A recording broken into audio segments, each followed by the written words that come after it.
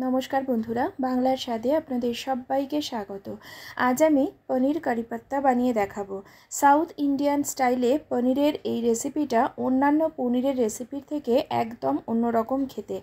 एकघेयेमी पनीरेर तरकारी खाওয়ার पर यदि एकटू स्वाद बदलेर इच्छे हय ताहले एई रेसिपिटा बानिये देखते पारेन।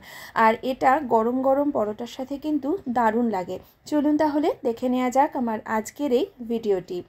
पनीरेर এই রেসিপির জন্য আমি এখানে নিয়ে নিয়েছি 200 গ্রাম পরিমাণে পনির। পনিরটাকে আমি ঘরেই বানিয়ে তারপর ছোট ছোট কিউব করে কেটে নিয়েছি। আপনারা আপনাদের পছন্দ অনুযায়ী পনিরের পরিমাণ নিতে পারেন আর পনিরগুলোকে কেটে নিতে পারেন।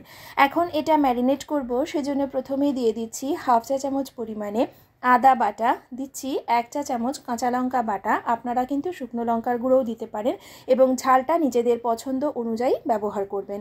দিচ্ছি হাফ চা চামচ কাশ্মীরি লঙ্কা গুঁড়ো, হাফ চা চামচ জিরে গুঁড়ো, হাফ চা চামচ ধনে গুঁড়ো, 1/4 চা চামচ হলুদ গুঁড়ো, খুব সামান্য পরিমাণে একটুখানি গরম মশলার গুঁড়ো যাতে কোনো স্ট্রং গন্ধ এতে না হয়।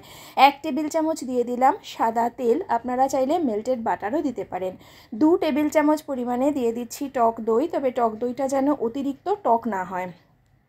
এবার এর মধ্যে দিচ্ছি 1 টেবিল চামচ পরিমাণে লেবুর রস।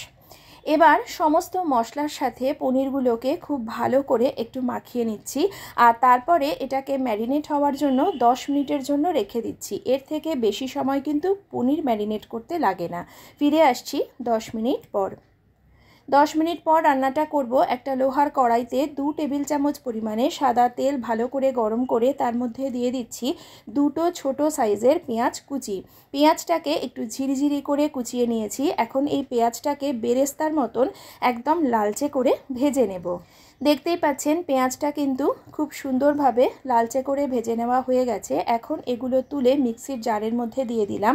তারপর এটাকে একটু ঠান্ডা করে পরিমাণ মতন জল দিয়ে এর একটা স্মুথ পেস্ট আমি বানিয়ে নেব। এবার কড়াইতে যে তেল আছে তাতে 2 চা চামচ পরিমাণে বাটার দিয়ে দিলাম। বাটারটা মেল্ট হতে শুরু করলে তার মধ্যে দিয়ে দিচ্ছি বেশ কিছুটা পরিমাণে কারি পাতা।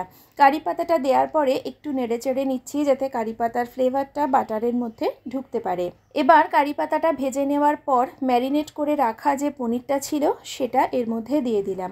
গ্যাসের ফ্লেমটাকে মিডিয়াম টু লোতে রেখে নাড়াচাড়া করতে করতে এখন আমি পনিরটাকে একটু কষিয়ে নিচ্ছি, কেননা এর মধ্যে যে সমস্ত মশলাগুলো আছে সেগুলো কাঁচা মশলা, তাই এই মশলাগুলোকে একটু কষাতে হবে। দেখতেই পাচ্ছেন এখন কিন্তু মশলাটা কষে গেছে আর এর যে কাঁচা গন্ধটা সেটা চলে গেছে এবং এখান থেকে কিন্তু তেলটাও ছেড়ে দিয়েছে। এই সময় আমি সেই যে প্রথমে বেরেস্তা বানিয়ে নিয়েছিলাম পেঁয়াজটা, তারপর সেটা বেটে নিয়েছিলাম সেটা দিয়ে দিলাম। মিক্সির জারটা ধুয়ে সামান্য একটুখানি জল এর মধ্যে দিয়ে আবারও মিডিয়াম লো ফ্লেমে রেখে মিনিট 3-4 সময় ধরে কষিয়ে নিচ্ছি। 3-4 মিনিট সময় ধরে ভালো করে সমস্ত কিছু কষিয়ে নিয়েছি। দেখতেই পাচ্ছেন সুন্দর করে সবটাই কষে গেছে। এবার এর মধ্যে দিয়ে দিচ্ছি পরিমাণ মতন গরম জল। জল আপনারা যেরকম গ্রেভি রাখতে চান সেই আন্দাজে দেবেন, তবে খুব বেশি ঝোল এতে হয় না। আর এটা যতই সাউথ ইন্ডিয়ান রেসিপি হোক না কেন, বাঙালি আফটার অল, তাই সামান্য একটুখানি চিনি এর মধ্যে দিয়েছি টেস্টটা ব্যালেন্স করবার জন্য। এই সময় কিন্তু আমি এর মধ্যে লবণও দিয়েছিলাম, তবে কোনোভাবে সেই ভিডিওটা স্কিপ হয়ে গেছে, সেজন্য আপনাদের সঙ্গে শেয়ার করা হয়নি। সমস্ত কিছু ভালো করে নেড়ে চেড়ে মিশিয়ে দিয়ে 5 মিনিটের জন্য এটাকে ঢাকা দিয়ে রেখে দিয়েছি। 5 মিনিট পর ঢাকনাটা তুলে নিচ্ছি। এর থেকে বেশি সময় কিন্তু এই পনির রান্না করতে লাগে না। দেখতেই পাচ্ছেন জলটা সুন্দর করে শুকিয়ে উপরে তেল মশলা সব কিছু ভেসে উঠেছে আর পনিরগুলো যেহেতু কাঁচা দেওয়া হয়েছে তাই ভীষণই সফট হয়ে রয়েছে। আরও একটু কারি পাতার ফ্লেভারের জন্য ওপর থেকে 1 মুঠো কারি পাতা আর কিছুটা পরিমাণে ধনে পাতা কুচি দিয়ে সমস্ত কিছু ভালো করে নেড়েচেড়ে মিশিয়ে দিচ্ছি।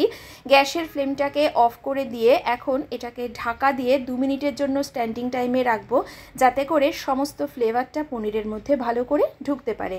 তৈরি হয়ে গেল সাউথ ইন্ডিয়ান স্পেশাল পনির কারি পাত্তা। রেসিপিটি কেমন লাগলেও আমায় কমেন্ট করে জানাবেন এবং আমার ভিডিওটি শেষ পর্যন্ত দেখার জন্য আপনাদের সকলকে জানাই অসংখ্য ধন্যবাদ।